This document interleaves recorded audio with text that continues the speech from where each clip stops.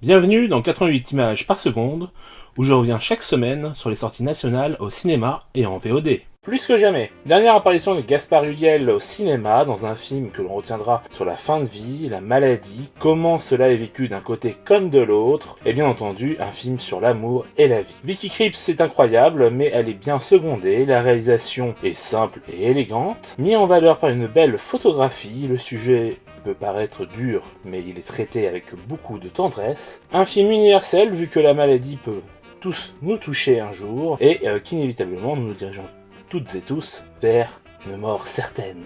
Un très beau film que je vous encourage à découvrir. 8 sur 10.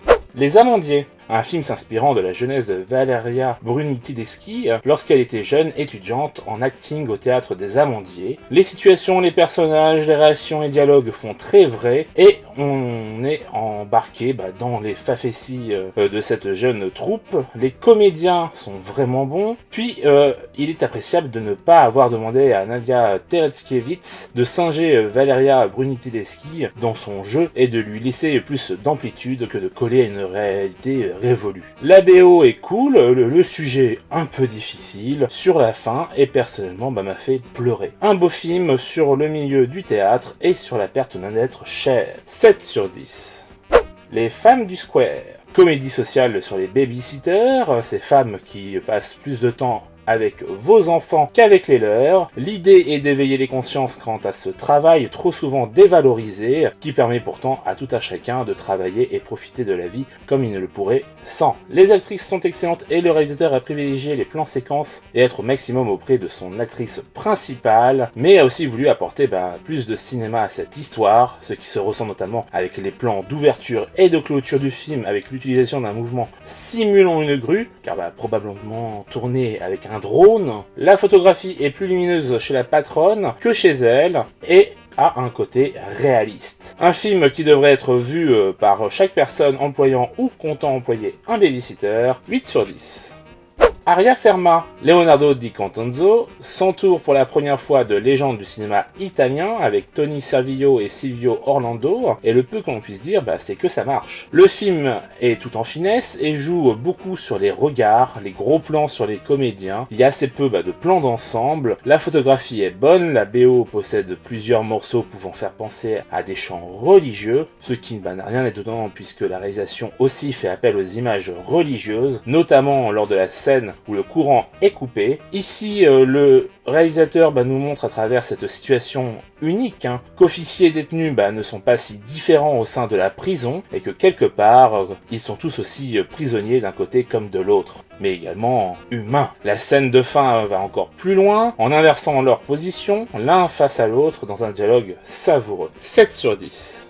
Les Engagés, un film où un homme décide de mettre en pratique une partie de la devise française, donc la fraternité. Pour cela, il risque la détention provisoire. L'idée est simple, montrer au plus grand nombre l'absurdité de l'application de la loi qui considère que la frontière est une zone de 10 km qui sépare l'Italie de Briançon et non une ligne. La réalisatrice nous montre le combat incessant des associations locales pour sauver des jeunes qui risquent leur vie à traverser à pied la frontière avec le froid des montagnes, sans oublier les groupuscules racistes qui risquent de s'en prendre à eux. Tout cela est parfaitement retranscrit par une réalisation proche de ses personnages, une photographie naturelle qui met en valeur les montagnes et des acteurs impliqués, Benjamin Laverne en tête. Un film puissant. 7 sur 10. La Maison, adaptation du roman éponyme de Emma Becker, à mi-chemin entre le journal intime et un travail d'immersion dans un univers très souvent fantasmé. Elle nous livre son expérience, le film retranscrit bien cet aspect et ne fait pas d'apologie de la prostitution, et rappelle d'ailleurs que la plupart des prostituées vivent un enfer. Si le sujet pouvait être intéressant, le récit qui en est fait ici est trop simpliste et on a vite compris où ça allait. De plus, le choix de Anna Girardot dans le rôle principal, s'il paraît évident au vu du nombre de films où la comédienne apparaît dans son plus simple appareil, nous fait encore dire en tant que spectateur une fois de plus. Si le film est techniquement maîtrisé, on regrettera un récit qui paraît édulcoré et celui d'une personne pouvant être trop en marge pour que l'on s'identifie. 5 sur 10. Juste une nuit. Un regard sur l'Iran d'aujourd'hui, la difficulté pour une femme seule avec un enfant d'y vivre sans avoir de soucis. Si l'idée est bonne, on sent beaucoup trop que le film est la résultante d'un court-métrage qu'on a grossi pour en faire un long. Or, c'est problématique car le film n'arrive pas à nous faire oublier cela tant le chemin vers son final est évident et sans surprise. Il faut dire qu'on ne comprend pas pourquoi son ami ne peut pas l'aider autrement. Mais il faut dire que le réalisateur ne nous explique pas trop les possibilités et impossibilités dues à la situation. En voulant faire un film trop ancré dans le réel, il laisse quelque peu le reste du monde sur le côté. Il vaut mieux selon moi voir son court-métrage Le Silence qu'il a réalisé en 2016, 4 sur 10. The Wonder. Cette adaptation du roman d'Emma Donegg a beau être un film en costume, il met en évidence un problème encore bien ancré aujourd'hui, celui des fake news et de la recherche de la vérité. Car, comme on le voit ici, c'est bien parce que certaines personnes se racontent des histoires que tout arrive. Sinon, la réalisation est très travaillée, appuyée par une magnifique photographie, que ce soit dans les extérieurs ou intérieurs. La reconstitution est également de qualité, et si le casting n'a globalement pas grand chose à faire, puisque l'on est constamment auprès du personnage de Florence Pugh, c'est vraiment elle qui est la merveille du film finalement. Une de ses meilleures prestations à ce jour dans un film d'un réalisateur dont j'admire le travail, mais dont le choix du scénario, où science et mysticisme s'opposent, est un peu faible tout de même. 6 sur 10. Une comédie romantique. Comme l'indique le titre, il s'agit d'une comédie romantique. Dans son plus simple apparat, on y retrouve tous les ingrédients quelque peu clichés du genre, mais avec un grain de folie supplémentaire, un travail sur les dynamiques familiales et plus particulièrement fraternelles. Le quartier de Montmartre participe à l'ambiance quelque peu cliché vu que le personnage principal est un artiste, mais ça marche et ce surtout grâce au personnage de Golshifteh Farahani qui est son exact opposé. La réalisation est assez académique et ne prend pas beaucoup de risques, dommage, vu le cadre, il aurait pu tenter quelques effets de style. Une comédie romantique douce amère que vous auriez tort de rater si vous êtes adepte du genre. Puis il y a Golshifteh Farahani, donc tout de même 6 sur 10. Du crépitement sous les néons. Libre adaptation du roman éponyme de Rémi Lasource sur la traite des êtres humains. Si le film tient plutôt bien la route, on ne peut nier qu'il ne réinvente pas le genre, et pire que ça, qu'il est bien trop classique, sans une once d'originalité, sans compter que la musique est beaucoup trop illustrative, déjà que le film n'était pas très subtil, ça n'aide pas.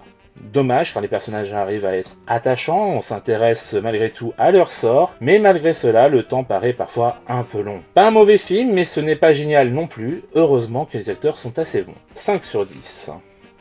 Coma. Bonello nous livre un film fantastique qui nous montre les méandres des pensées d'une jeune fille d'aujourd'hui. Malheureusement, le tout est assez chaotique et on a du mal à bien saisir le propos dans tout ça au premier visionnage. Si le sujet et la forme étaient sur le papier intéressants, le résultat est, je trouve, décevant, bien que techniquement, au vu de l'économie de moyens, c'est très bien foutu, les comédiennes sont bonnes, mais on va le dire clairement, on n'y comprend rien. Alors, je n'ai rien contre les films où il faut y revenir plusieurs fois pour en saisir le sens premier, mais là, le film s'adressant à la jeunesse, je trouve que ça ne fonctionne pas. 2 sur 10. Dual, une dystopie dans laquelle le clonage est présent et permet aux familles de ne plus avoir à faire le deuil d'un proche. C'est moralement discutable et le film le montre assez bien, surtout lorsque la mourante finit par faire une rémission. L'idée est top avec un humour noir assez déstabilisant par moments, jusque dans le jeu de certains acteurs qui semblent un peu faux. Mais en même temps, la situation est tellement inédite pour nous que l'on peut se faire une fausse idée. Côté casting, on a une Karen Gillan qui porte le film. Niveau réalisation, c'est académique, rien de bien neuf à souligner, la photographie est bonne, finalement ça fait un peu un mélange entre Hunger Games et l'épisode Be Right Back de Black Mirror, plutôt intéressant. 6 sur 10. Spirited, l'esprit de Noël. Une comédie musicale s'inspirant du roman A Christmas Carol de Charles Dickens pour la remettre au goût du jour avec les réseaux sociaux et les métiers de l'image. Si le casting est bon, que certaines chansons font mouche, déjà ce n'est pas le cas de toutes, mais surtout on sent beaucoup trop le côté studio à travers les décors pour que ça fasse vraiment rêver. D'ailleurs, on sent un certain manque de budget au vu du nombre limité des 10 décors, ce qui encore ne nous fait pas rêver des masses. Si l'histoire fonctionne malgré sa simplicité, le happy end fait tout de même un peu forcé, ce qui n'était pas le cas de l'œuvre originale, donc quitte à choisir, je préfère revoir l'œuvre originale dans une de ses nombreuses adaptations. 5 sur 10. Le film de la semaine, il s'agit de Plus que jamais, un film que j'ai eu la chance de voir en avant-première cet été au FEMA et que j'ai revu encore en avant-première une semaine avant sa sortie, encore grâce au FEMA. Comme quoi, hein, c'est le seul film pour l'instant de l'année que j'ai vu 2 fois, comme quoi je l'ai vraiment aimé celui-là. Moi, vous le savez, j'adore Vicky Krieps, donc forcément j'y suis retourné pour ça. Vraiment, elle livre une très très belle performance.